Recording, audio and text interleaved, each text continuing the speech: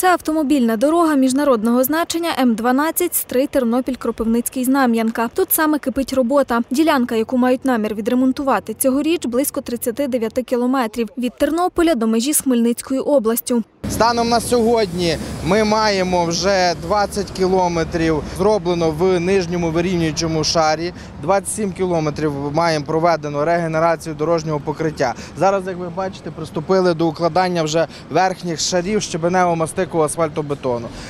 Якщо не буде збоїв у фінансуванні, в поставці матеріалів, то до кінця липня дана ділянка дороги буде здана в експлуатацію. На ремонт цієї ділянки передбачили понад 820 мільйонів гривень. Аби ознайомитися з тим, як відбуваються роботи, на Тернопільщину приїхав прем'єр-міністр України Володимир Гройсман. Від Тернополя ми будемо рухатись в сторону Вінницької області.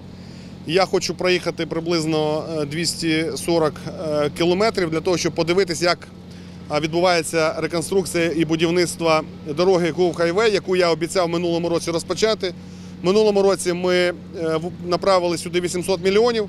Це від Львова, Тернопіль, Хмельницький, Вінниця і Умань, Миколаїв, Херсон. В цьому році суттєві ділянки будуть зроблені і в наступному році ми її завершимо. Зі слів Володимира Гройсмана, у 2018-му на ці об'єкти спрямують 4 мільярди гривень. Коли тобі доповідають про технологічні рішення, я ж бачу і фахівці бачать відповідність чи невідповідність, але саму якість перевіряє суміші, температури асфальту, шару укладу і так далі. Це відповідні лабораторії, які постійно працюють над цими проєктами. Якщо не буде верифікації якості, ніхто жодної копійки їм не заплатить тим, хто виконує роботу. Я переконаний, що ця дорога при виконанні всіх технологічних рішень, які зараз виконуються, вона буде стояти багато років. Аби перевірити якість роботи, фахівці відібрали проби. Вимірюють, товщина нижнього шару асфальту 9 сантиметрів. Відповідно до норм має бути плюс-мінус 10. Этот слой нижний предназначен для того, чтобы выровнять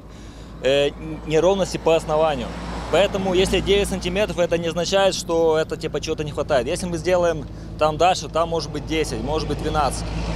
Поэтому 9 сантиметров – это не критический показатель, это вполне нормальный показатель. Сейчас мы вот отобрали пробу, мы ее подпишем, отправим в лабораторию на определение показателей водонасыщения и гран-состав.